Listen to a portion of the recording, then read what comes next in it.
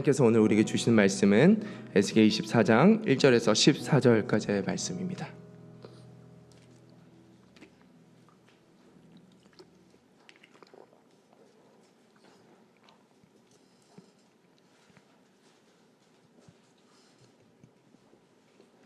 네, 한 절씩 교독하시고 마지막 14절은 함께 읽도록 하겠습니다.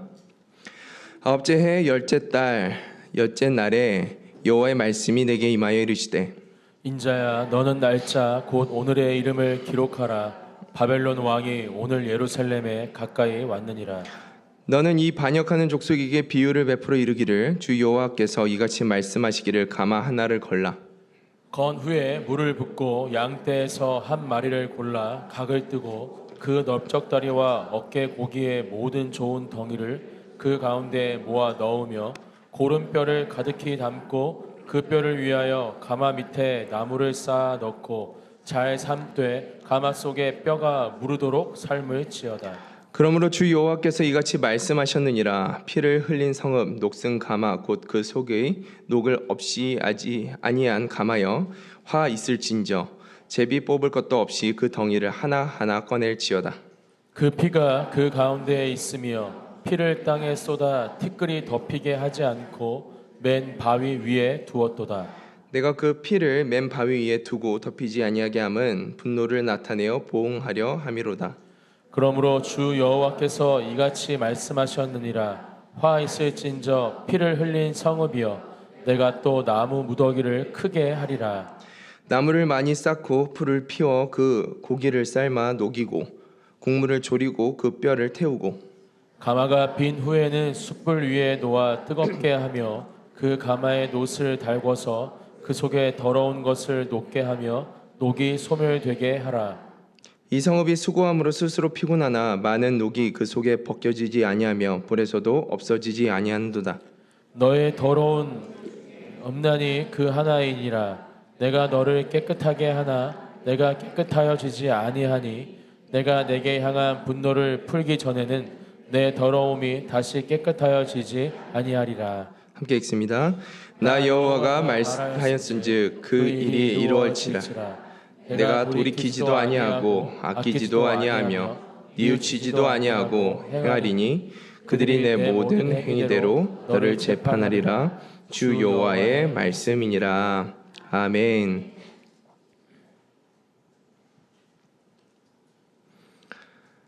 고난의 불 속에서 십자가를 바라보라 라는 제목으로 오늘 말씀을 함께 나누도록 하겠습니다. 여러분 다이어리 쓰십니까? 네, 저도 이제 다이어리를 사용하고 있는데 아무래도 이제 많은 일들이 이렇게 일어나다 보니까 기록하지 않으면 잊어버리기 때문에 이제 다이어리를 잘 사용하고 합니다. 제가 그래서 이제 꼼꼼하게 다이어리를 기록하는 습관들을 가지고 있는데 얼마 전 이제 저희 청소년 부서에서 이제 수련회가 끝나고 또 다음 하반기 사역을 또 준비하면서 이제 모임 시간을 가질 필요가 있어서 모임 시간을 한번 가져보자 해서 이제 일정을 잡는 시간을 가졌습니다. 근데 이제 첫째 저희가 이제 계획하였던 두 번째 두 가지의 시간이 둘 다 맞지 않아서 세 번째 이제 시간을 새롭게 정해서 이 시간에 모이자라고 이제 정한 거예요. 제가 이제 이 정한 요일에 대해서 이 날짜에 대해서 이제 아내에게 가서 이제 말을 했습니다. 저희가 이제 우리 모임을 하는데 이때 모일 것 같다. 이제 아내가 첫 번째 날과 그 두 번째 그 기호에 대해 그 날에 대해서는 알고 있었어요. 그래서 근데 세 번째 그 첫 번째 날과 두 번째 날이 안 된다는 것 때문에 이제 세 번째 정했던 그 날은 모르고 있었습니다. 그래서 제가 세 번째 날 이때 할 것 같다. 그래서 아내가 이제 그 이야기를 듣더니 저한테 딱 이 말을 하는 거예요. 그날 루아 생일이잖아. 그래서 루아 생일 그런데 제가 이제 마침 이제 루아 생일이구나. 그러니까 할 말을 잃었어요. 제가 이렇게 지금 하는 것처럼 할 말을 잃고 그러면서 아내가 한마디 더 했습니다. 그거 안 잊어버리려고 현관 비번에 루아 생일을 해두었잖아. 그렇지. 루아 생일을 제가 아침 저녁으로 열고 들어가는데 그거를 또 잊어버린 거예요. 제가 이제 말하고 싶은 이유는 우리가 중요한 것을 깊이 생각하지 않고 습관적으로 그냥 할 때가 있다라는 것입니다.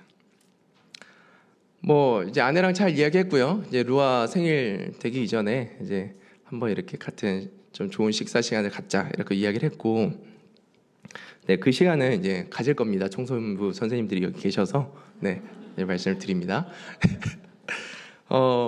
저희가 이렇게 중요한 것들을 알고 있음에도 습관적으로 이렇게 그냥 지나칠 때가 있다라는 거예요. 그런데 우리가 말씀을 대할 때도 그렇게 그러한 태도로 말씀을 대할 때가 있다라는 것을 우리가 생각하게 됩니다.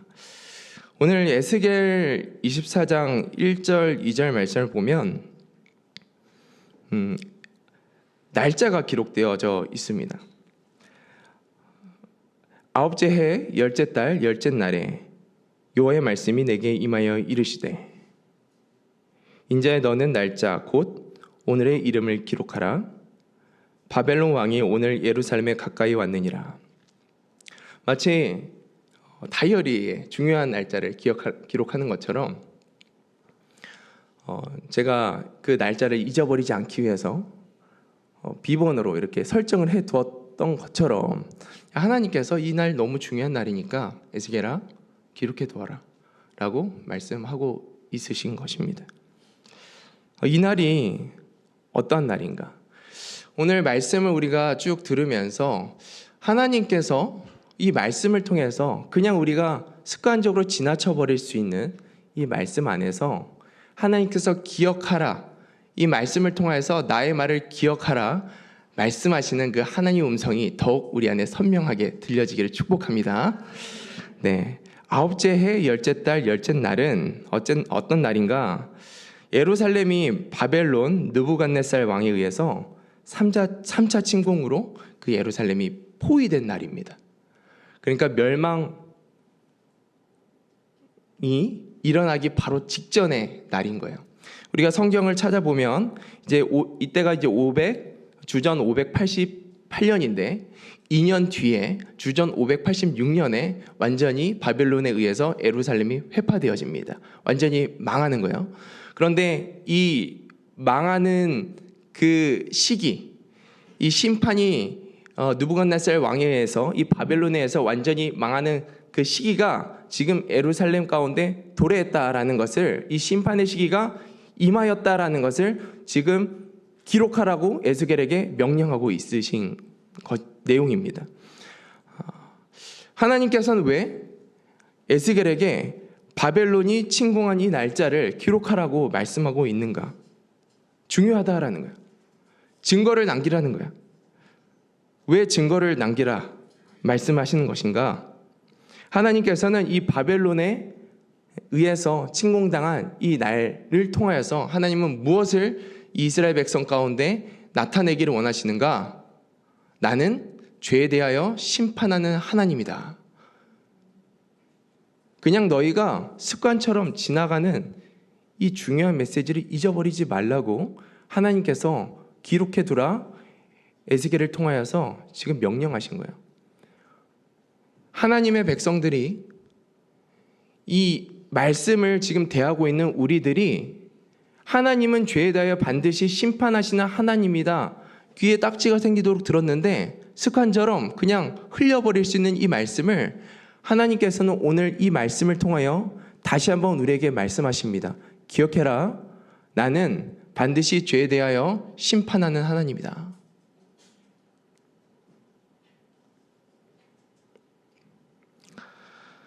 하나님은 죄에 대해서는 반드시 심판하는 하나님이신 줄로 믿습니다. 선악과를 먹으면 정령 죽으리라 말씀하시는 이가 하나님이십니다. 창세기 2장 17절 말씀입니다. 함께 읽습니다. 시작. 선악을 알게 하는 나무의 열매는 먹지 말라. 내가 먹는 날에는 반드시 죽으리라 하시니라. 네, 죄의 싹은 사망이다. 죄의 싹은 사망이야 라고 말씀하신 이가 하나님이십니다. 로마서 6장 23절 말씀입니다. 시작. 죄의 싹은 사망이요 하나님의 은사는 그리스도 예수 우리 주 안에 있는 영생이니라. 이게 하나님 말씀하시는 거예요. 죄의 싹은 사망이다. 선악과를 먹으면 죽는다. 나의 말씀의 경계를 넘어 사는 그 죄의 삶을 살면 결국에는 그 결과는 예루살렘이 바벨론에서 의해 회파되어지는 것처럼 멸망이 너의 삶 가운데 임하는 거야 라고 하나님은 말씀하고 계시는 것입니다. 그런데 사단은 죄 앞에서 반대로 이야기합니다. 이렇게 말합니다. 괜찮아. 죄를 지어도 아무 일도 일어나지 않아. 괜찮아. 죄를 지어도 절대로 죽지 않는다. 하나님 말씀처럼 되지 않는다라고 말하는 것이 오늘날 우리가 마주하고 있는 이 세상 속에 살아갈 때 사단이 여전히 동일하게 아담과 하와 때부터 했던 그 거짓말로 우리의 마음을 속이고 죄에 대해서 그 경계를 허무는 거예요. 창세기 3장 4절 말씀 함께 읽습니다. 시작. 뱀이 여자에게 이르되 너희가 결코 죽지 아니하리라. 사단은 계속해서 괜찮다라는 거짓말을 하고 우리의 마음에 하나님께서 말씀하신 그 말씀을 잊고 죄에 대한 이 경계심을 흐리게 만듭니다. 오늘도 우리 삶 가운데 찾아오는 이 괜찮다 말하는 이 죄에 대한 경계심을 허무는 이 거짓말을 거절하기를 축복합니다. 그리고 하나님의 음성, 그 말씀 안에 너희가 거해야 산다. 말씀을 넘어가면 너희는 죽는다 라고 말씀하시는 이 하나님의 음성이 우리 안에 들려지기를 축복합니다. 결국 하나님의 음성에 귀를 닫고 죄를 반복한 이스라엘 가운데 하나님의 심판이 그들의 삶 가운데 현실로 임하였음을 기록합니다.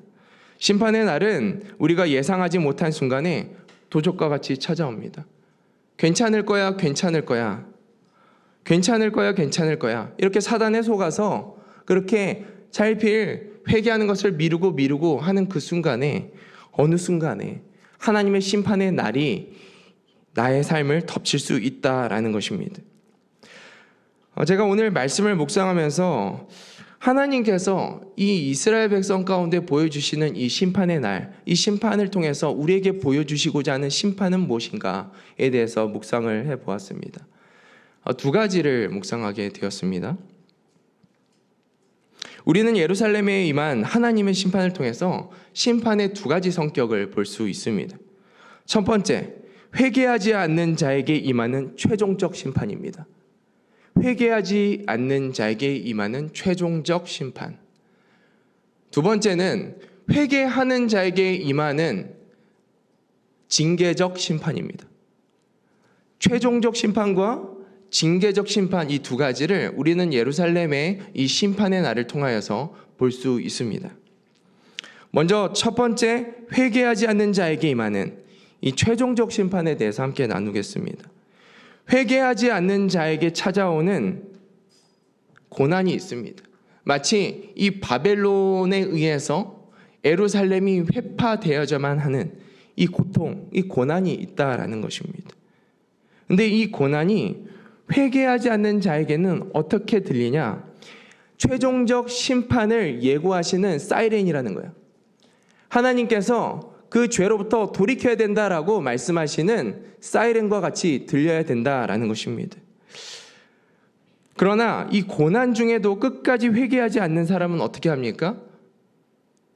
돌이키지 않죠. 그러니까 결국에는 그들의 삶 가운데 임한 이 심판, 이 고난이 하나님의 그 최종적 심판, 하나님의 그 최종적 심판의 그늘 아래에 있는 동일한 심판과 같다라는 것입니다. 예를 들어서 욥의 아내를 여러분 기억하실 것입니다. 고난이 욥과 같이 욥의 가정이기 때문에 동일한 고난이 욥과 같이 찾아왔습니다. 그런데 이것을 회개의 기회로 삼지 않고 욥의 아내는 하나님을 저주하고 하나님을 떠나갑니다. 욥기 2장 9절 말씀입니다. 함께 읽습니다. 시작. 그의 아내가 그에게 이르되 당신이 그래도 자기의 온전함을 굳게 지키느냐? 하나님을 욕하고 죽으라. 하나님의 하나님으로부터 그들의 삶 가운데 고난이 주어졌습니다. 하나님이 허락하신 고난이었습니다. 그런데 이 고난 앞에서 욥의 아내는 하나님을 저주하고 죽어라 라고 말하고 그 자리를 떠납니다. 그는 회개하지 않는 자였습니다. 그렇게 회개하지 않는 자의 삶은 최종적 심판의 그 그늘 아래 있는 삶인 것입니다. 그 최종적 심판, 그 심판이 무엇인가? 그 최종적 심판 안에는 세 가지의 죽음이 확정되어져 있고 들어가 있습니다. 첫 번째, 육신의 죽음입니다. 하나님께서는 아담과 하와에게 그것을 먹으면 죽으리라 말씀하셨습니다. 근데 회개하지 않는 우리들의 삶 가운데 무엇이 임하는가? 이 죽음이 임한다라는 것입니다. 첫 번째 죽음은 육신의 죽음입니다. 몸이 죽어서 흙으로 돌아가는 것을 의미합니다. 인간은 원래 하나님께서 영원히 사는 존재로 만드셨습니다. 그런데 죄로 인해서 육신이 죽는 그 죽음에 이르게 되었습니다. 하나님께 불순종한 이후에 아담과 하와는 결국 죽음을 맞이하게 되었고 모든 인류는 그 죽음에 처하게 되었습니다. 창세기 3장 19절 말씀입니다. 내가 흙으로 돌아갈 때까지 얼굴에 땀을 흘려야 먹을 것을 먹으리니 내가 그것에서 취함을 입었음이니라. 너는 흙이니 흙으로 돌아갈 것이니라. 하나님께서 흙으로 돌아가게 하셨습니다. 두 번째 죽음은 영의 죽음입니다. 이 영의 죽음은 하나님과의 관계가 끊어진 것을 의미합니다. 하나님께서는 하나님의 영을 하나님의 자녀들에게 부어주셨습니다. 아담과 하와에게 하나님의 영이 있었습니다. 그런데 죄를 짓는 그 순간에 그들의 삶 가운데 하나님의 영이 그들을 떠나게 됩니다. 창세기 6장 3절 말씀입니다. 여호와께서 이르시되 나의 영혼이 영원히 사람과 함께하지 아니하리니 이는 그들이 육신이 됨이라. 그러나 그들의 날은 120년이 되리라 하시니라. 하나님은 하나님과 교제할 수 있는 영적인 존재로 우리를 만드셨습니다. 그런데 죄로 인해서 하나님의 영이 그들을 떠나고 하나님과의 교제가 끊어지게 된 것입니다. 그리고 세 번째로 찾아오는 죽음이 영원한 죽음입니다. 둘째 사망입니다. 하나님과 영원히 분리되어져 지옥으로 가는 죽음을 말합니다. 예수 그리스도를 끝까지 믿지 않고 죄 가운데 남아있는 자들 가운데 하나님은 둘째 사망, 이 영원한 죽음을 주십니다.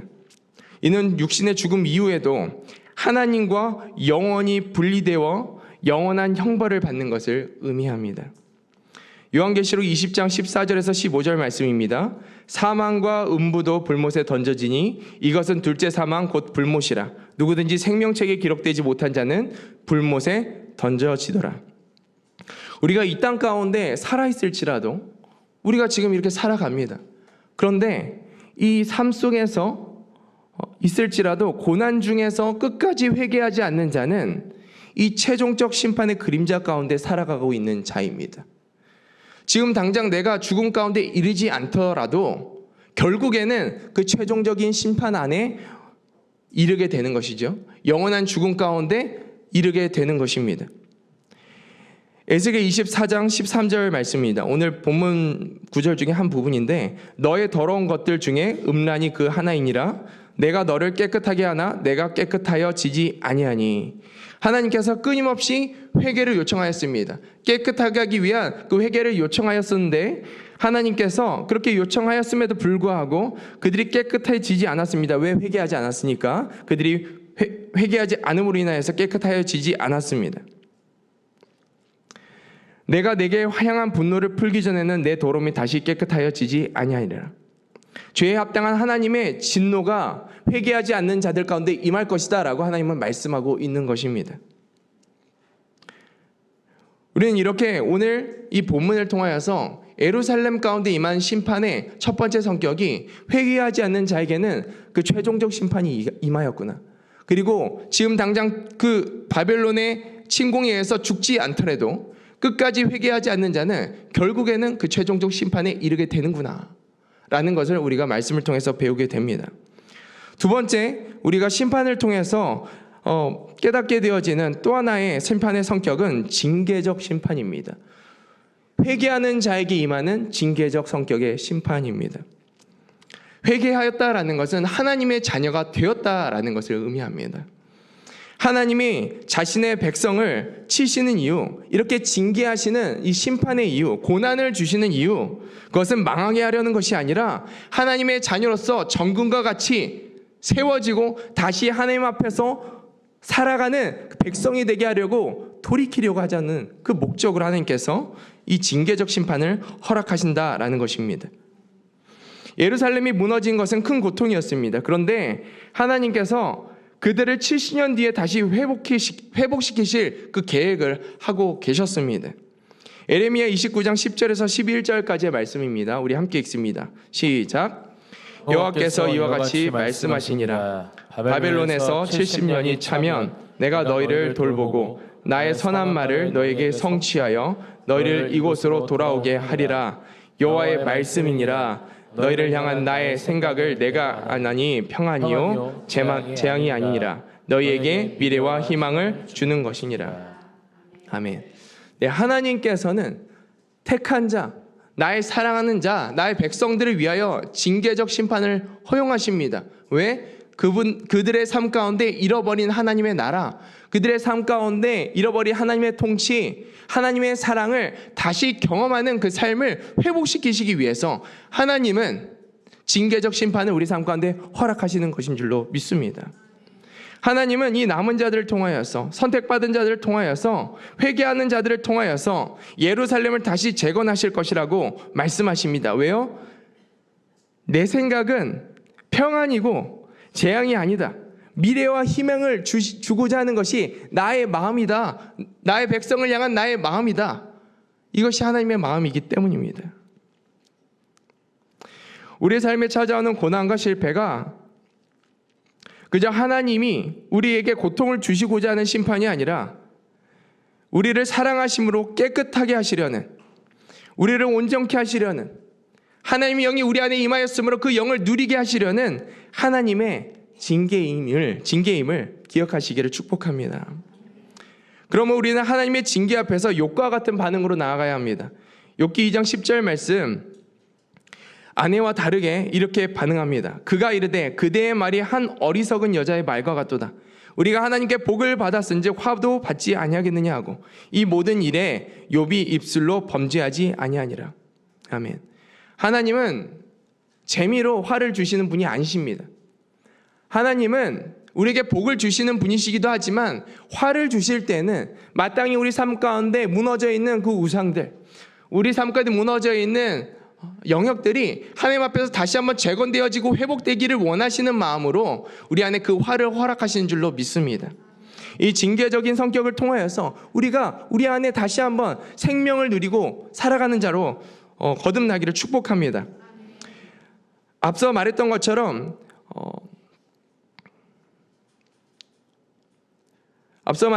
최종적 심판 안에 있는 자들이 누리는 확정되어지는 죽음은 육신의 죽음, 그리고 영의 죽음, 그리고 영원한 죽음이라 말했습니다. 그런데 이렇게 우리가 하나님께서 징계적 이 심판을 통해서 우리에게 무엇을 주시고자 하는가?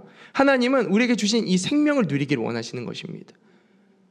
육신의 생명을 누리기를 원하시고 영의 생명, 하나님과 교제하는 이 생명적인 관계를 누리기를 원하시고, 그리고 우리가 이 땅에서 죽어서도, 육신이 죽어서도 영원한 하나님의 나라로 들어가는 그 영원한 생명을 누리게 하시기 위하여서 하나님께서 이 징계적인 심판을 우리 삶 가운데 허락하신 줄로 믿습니다.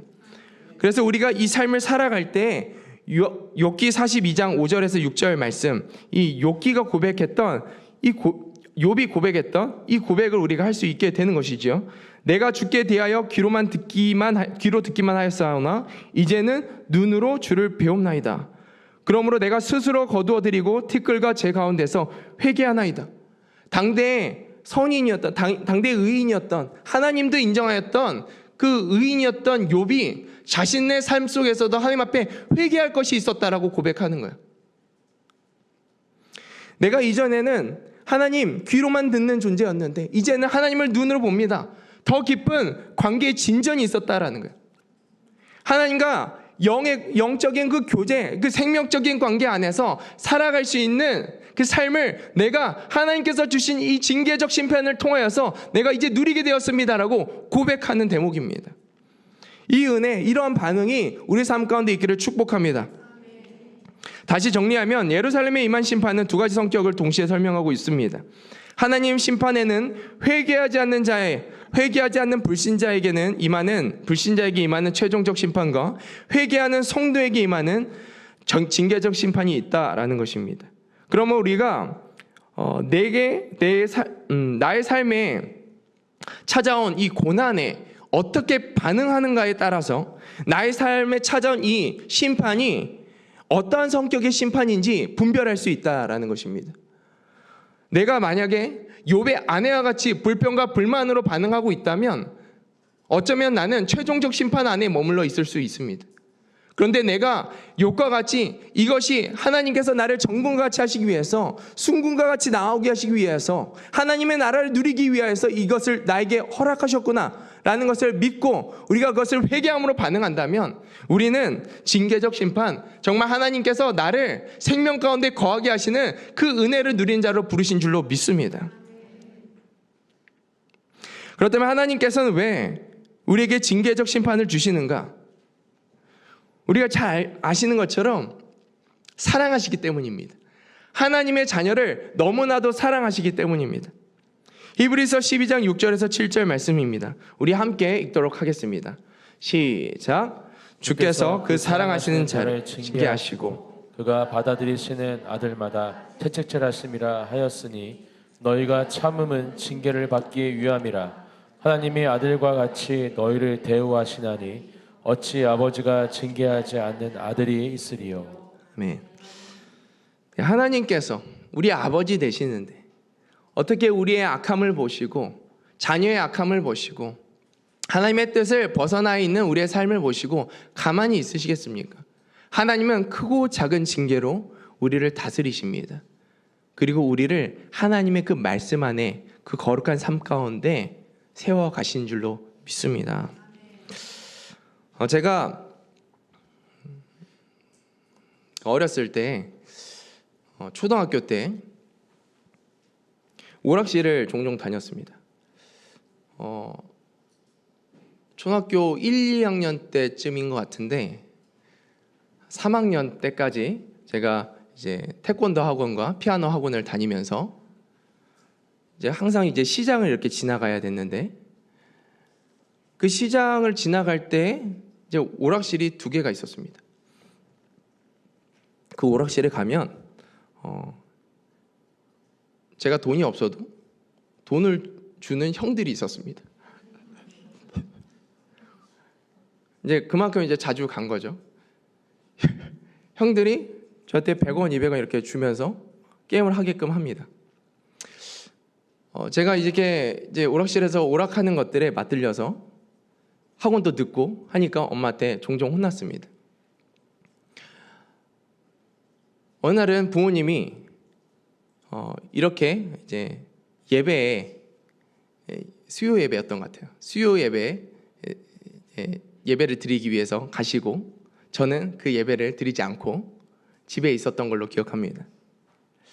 제가 오락실에 가고 싶은데 돈이 없는 거예요. 그 시간에는 형들도 없고 그러니까 제가 아버지의 주머니에서 돈이 있는가 해가지고 만져왔습니다.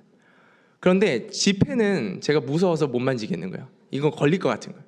그래서 제가 동전이 있는지 만져보니까 동전이 있는 거예요. 그래서 동전 100원만 가지고 이제 오락실에 갔습니다. 오락실에 가가지고 넣고 이제 게임을 했는데 진짜 너무 재밌는 거예요. 걸리지 않았습니다. 그리고 이제 시간이 지나서 또 다음 이제 수요일이 되어서 또 예배 때 부모님이 안 계시니까 다시 아버지 주머니에 손을 넣었습니다. 이번에는 동전 몇 개를 더 집어서 오락실에 갔습니다. 게임을 이제 한참 하고 있는데 시간이 생각보다 많이 지난지 몰랐습니다. 생각보다 많이 지난 것이죠. 게임을 하고 있는데 등골이 오싹해졌습니다. 게임을 하다가 뒤를 돌아봤는데 있으면 안 되는 분이 거기 서 계시는 거예요. 저희 어머니가 저를 이렇게 보고 계셨습니다. 그래서 게임을 마무리하지 못한 채 그대로 끌려서 집으로 들어가게 되었습니다. 저는 그때 제 기억에 가장 강하게 부모님으로부터 매를 맞았던 것 같습니다. 그렇게 맞았던 적이 있었나라는 생각이 들었는데, 이제 어머니가 물론 이제 막 아무렇게나 때리는 것은 아니고 종아리 걷어 해서 종아리 걷었습니다. 그리고 이제 종아리를 이렇게 매로 때리셨는데, 제가 이제 맨 처음에 이제 맞다가 이제 너무 아프니까 이제 그만 맞으면 안 될까 이렇게 하면서 이제 어머니 얼굴을 봤는데 끝날 것 같지 않은 표정이었습니다. 계속 맞았습니다.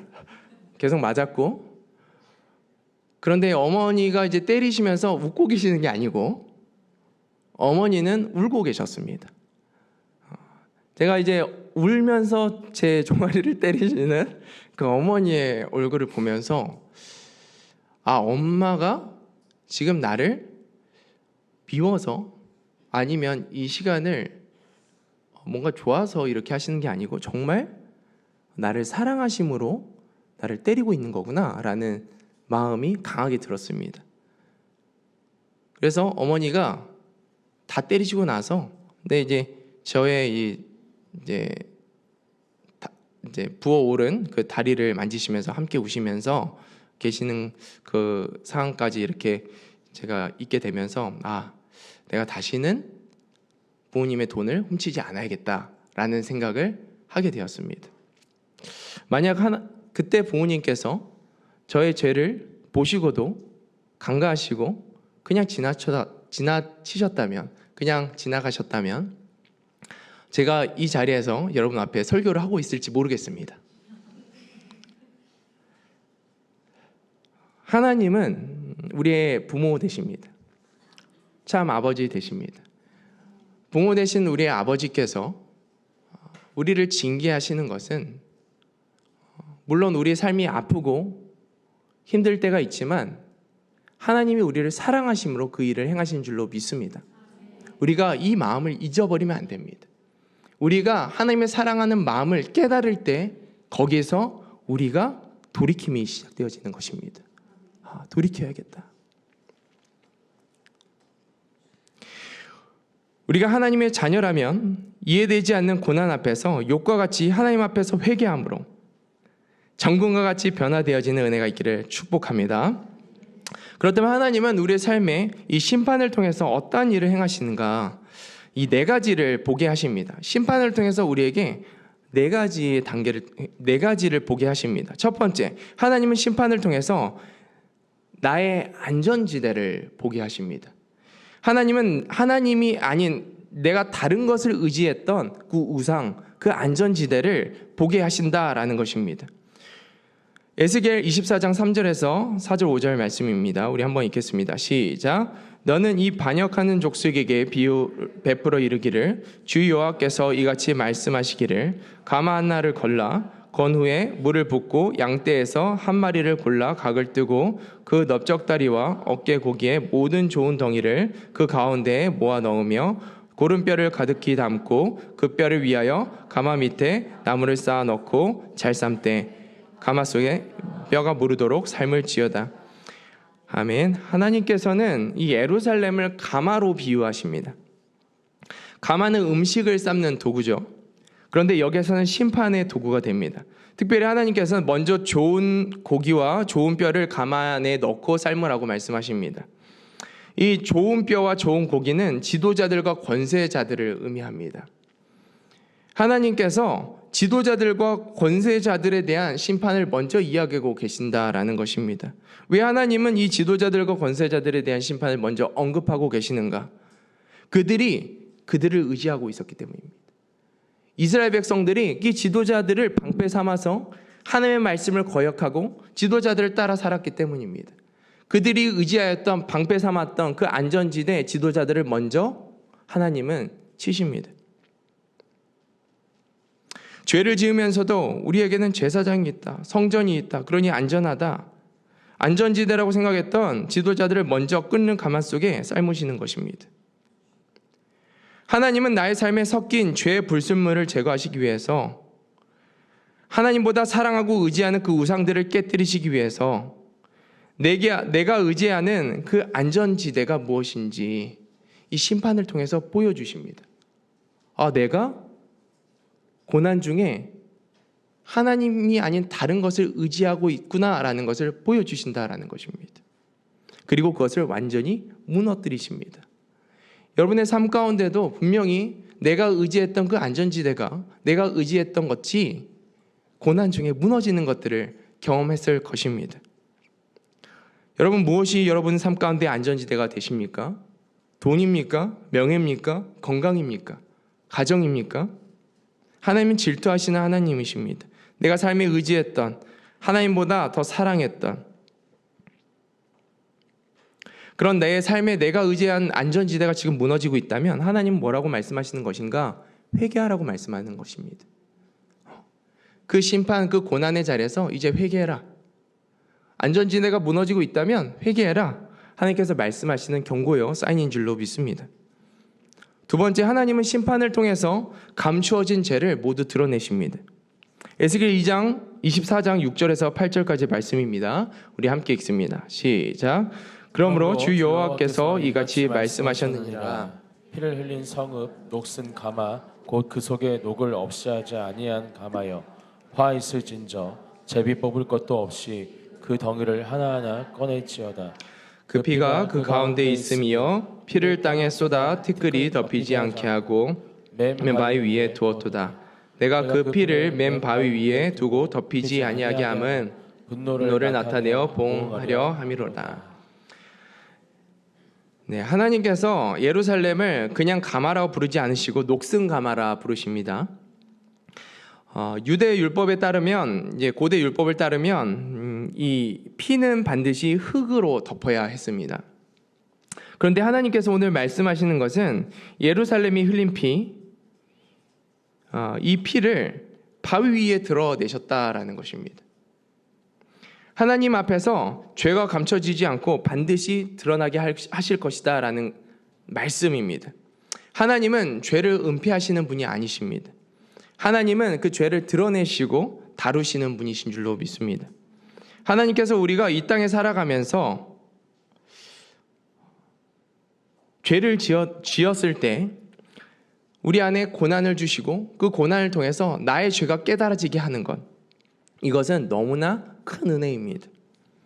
이 땅에서 회개 없이 살다가 죽고 나서 하나님 심판 앞에서 드러나는 죄에 대해서는 돌이킬 수 있는 기회조차 없는 것입니다. 우리 안에 살아가는 과정 가운데 하나님께서 우리 삶 가운데 찾아오셔서 고난을 통하여서 우리 삶 가운데 깨닫게 하시는 그 죄가 발견되어지는 그 하나님의 은혜가 우리 모두에게 있기를 축복합니다. 여러분, 그럼 죄란 무엇입니까? 하나님께서 드러내시고자 하는 그 죄는 무엇입니까? 우리는 그 죄를 죄의 뿌리와 죄의 열매로 구분하여 생각할 수 있습니다. 죄의 뿌리는 내가 삶의 주인이다 라는 생각입니다. 로마서 1장 28절 말씀입니다. 우리 함께 읽겠습니다. 시작.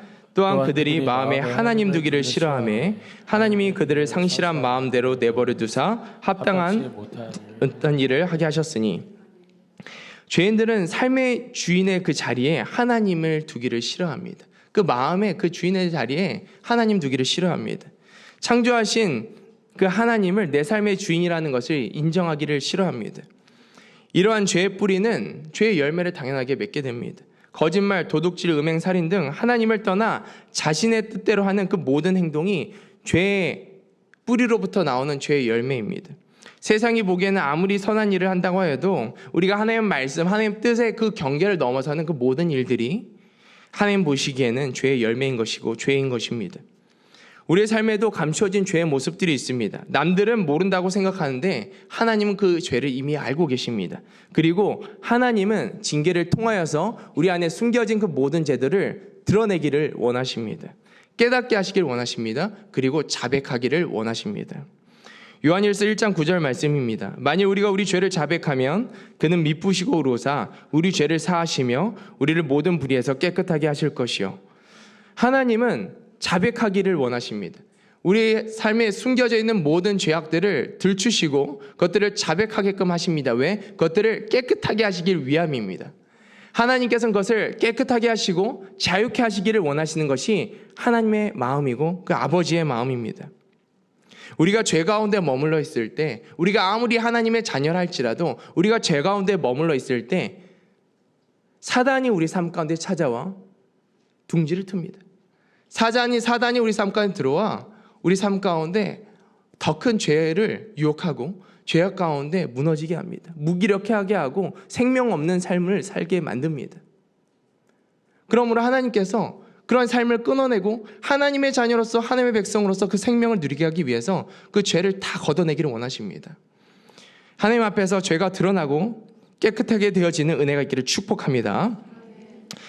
세 번째는 하나님은 심판을 통해서 나의 완고한 죄성을 깨닫게 하십니다. 완고한 죄성을 깨닫게 하십니다. 에스겔 24장 9절에서 12절까지의 말씀입니다. 우리 함께 읽겠습니다. 시작. 그러므로 주 여호와께서 이같이 말씀하셨느니라. 화 있을진저 피 흘린 성읍이여 내가 또 나무 무더기를 크게 하리라. 나무를 많이 쌓고 불을 피워 그 고기를 삶아 녹이고 국물을 졸이고 그 뼈를 태우고 가마가 빈 후에는 숯불 위에 놓아 뜨겁게 하며 그 가마에 놋을 달궈서 그 속에 더러운 것을 녹게 하며 녹이 소멸되게 하라.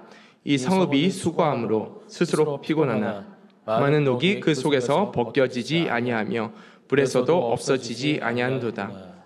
아멘.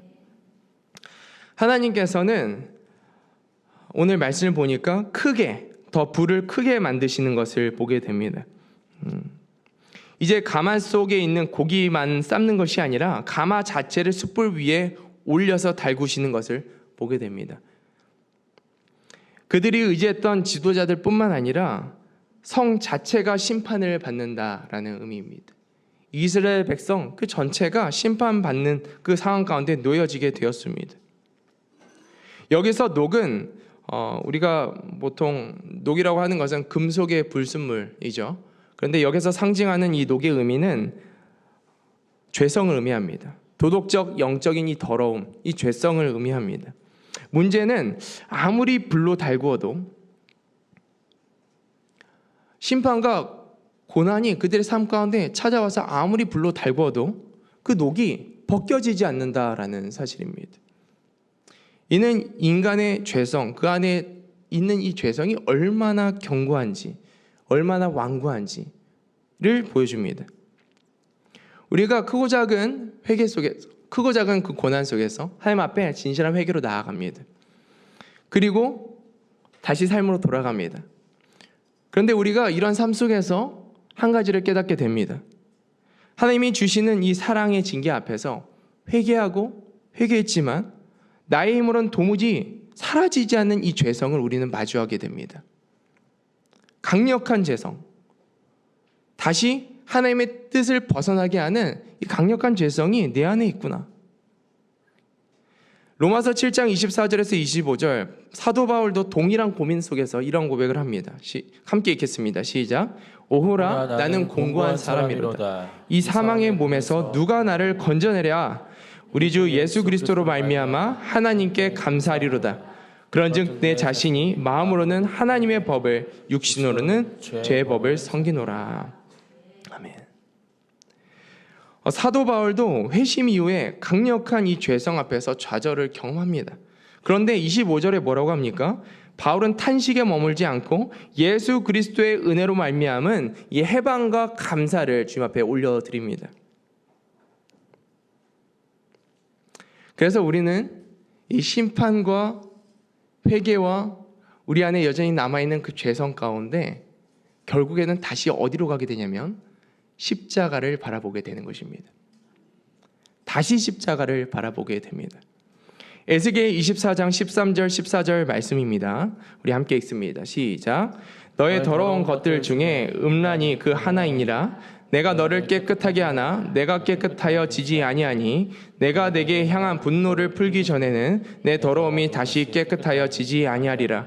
나 여호와가 말했은즉 그 일이 이루어질지라. 내가 돌이키지도 아니하고 아끼지도 아니하며 뉘우치지도 아니하고 행하리니 그들이 내 모든 행위대로 너를 재판하리라. 주 여호와의 말씀이니라. 아멘. 우리가 13절 말씀을 보면 하나님께서 말씀하십니다. 내가 죄에 대하여 분노를 풀기 전에는, 진노 즉 사망, 이 죄에 대하여서 이 사망을 풀기 전에는 죄의 문제가 해결되지 않을 것이다 라고 말씀하고 있는 것입니다. 반대로 말하면 죄의 대가, 이 사망의 대가를 하나님의 진노를 완전히 치르면 깨끗해진다라는 의미입니다. 하나님의 죄의 진노가 완전히 쏟아진 곳이 어디입니까? 십자가입니다. 하나님은 도무지 깨끗하여지지 않는 우리의 죄에 대한 그 문제를 십자가에서 해결하셨습니다. 예수님은 죄와 씨름하고 있는 우리를 향해 십자가를 다시 바라보라 말씀하십니다. 성도가 십자가를 본다는 것은 무엇을 의미합니까? 제가 3가지로만 정리하고 오늘 함께 기도로 나아가도록 하겠습니다. 첫 번째, 십자가를 바라본다 라는 것은 나의 정체성을 기억하는 것입니다. 성도는 예수 그리스도의 십자가로 인해서 나의 죄의 문제가 완전히 해결되었음을 믿어야 합니다. 여러분의 죄의 문제가 십자가에서 완전히 해결되었음을 믿으시기를 축복합니다. 예수 그리스도의 그 십자가, 예수 그리스도가 나의 죄를 위하여 십자가에 죽으시고 그 죄의 문제가 완전히 해결되었다라는 것을 믿는 이 믿음이 우리 안에 있어야 합니다.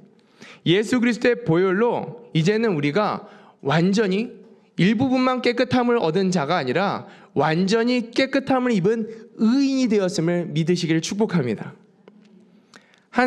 최근에 이제 광복절 특사가 있었죠. 예를 들어서 한 소매치기범이 광복절 특사로 나왔습니다. 그 감옥 안에 있을 때는 죄인이었는데 특사로 나오고 보니까 은혜죠. 이 은혜로 나와 보니까 시민으로 바뀌어 있는 것이죠. 그러나 소매치기의 습관이 쉽게 변하지 않습니다.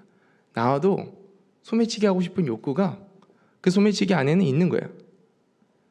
그런데 소매치기는 무엇을 기억해야 합니까? 내가 이제 시민이 되었다라는 것을 기억해야 합니다. 내가 더 이상 이 죄에 의해서 감옥에 들어갈 죄인이 아니라 이제 죄의 문제로부터 해결받은 시민이 되었다라는 것을 기억해야 된다라는 것입니다. 예수 그리스도의 은혜로 우리는 하나님의 자녀가 된 줄로 믿습니다. 우리의 신분은 죄인이 아니라 의인입니다. 완전한 하나님의 은혜로 의인이 된 줄로 믿습니다. 그래서 이제부터 우리가 과거의 이 죄의 유혹 앞에서 싸우는 이 싸움은 내가 죄인으로서 죄사함을 받기 위한 싸움이 아니라 하나님의 시민, 의인으로서 죄와 싸우는 자임을 기억해야 하는 것입니다. 십자가를 바라본다는 것은 의인인 나의 정체성을 기억하는 것입니다. 두 번째, 십자가를 본다는 것은 나의 죄를 십자가에 못 박는 것을 의미합니다. 내가 그리스도와 함께 십자가에 못 박혔나니 그런즉 이제는 내가 사는 것이 아니요 오직 내 안에 그리스도께서 사시는 것이라. 여러분, 우리가 죄 앞에서 어떻게 싸웁니까? 믿음 안에서 죄를 그리스도와 함께 십자가에 못 박고 선포하시기를 축복합니다. 하나님, 나의 거짓을 십자가에 못 박습니다. 나의 종욕을 십자가에 못 박습니다. 예수 그리스도와 함께 나의 음란을 십자가에 못 박습니다. 예수 그리스도와 함께 이상의 자랑을 십자가에 못 박습니다. 이렇게 하나님 앞에서 믿음으로 선포할 때 나의 안에 있는 이 죄성이 더 이상 내 삶 가운데 힘을 내지 못하고 하나님의 은혜 안에 거하게 할 줄로 믿습니다. 마지막 세 번째, 십자가를 바라본다는 것은 예수님이 내 안에 사시는 것을 기억하는 것입니다. 예수 그리스도의 십자가를 믿는 자마다 예수 그리스도의 영이 우리 삶의 주인으로 임한 줄로 믿습니다. 이제부터 내가 사는 것이 아니라, 죄인인 내가 사는 것이 아니라 내 안에 완전한 의인이신, 죄와 사망의 권세를 깨뜨리시고 이기신 하나님, 그 예수 그리스도께서 사시는 것인 줄로 믿습니다.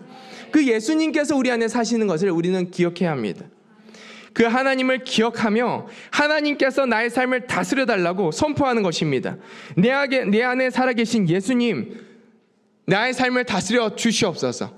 내 안에 살아계신 예수님, 오직 주님만 나타나 주시옵소서. 이러한 선포로 내 안에 살아계신 예수님을 기억하며 사는 것이 예수 그리스도의 그 십자가를 바라보는 것입니다. 말씀을 마무리합니다. 우리 삶 가운데는 심판이 있습니다. 작은 고난과 작은 어려움부터 큰 고난과 큰 어려움에 이르기까지 우리 삶 가운데는 원하지 않는 그런 심판들이 찾아올 때가 있습니다.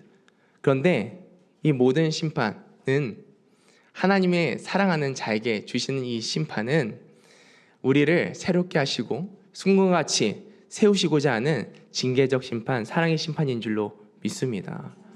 우리가 이렇게 받아들이고 이것을 믿고 하나님 앞으로 나아갈 때 하나님은 우리의 삶을 더 아름답게 세워가십니다. 특별히 우리의 삶 가운데 허락하시는 이 심판 가운데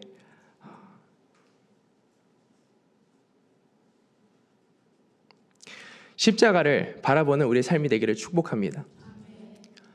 도무지 이길 수 없는 이 죄의 문제를 예수 그리스도께서 십자가로 해결하셨습니다. 그리고 오늘도 그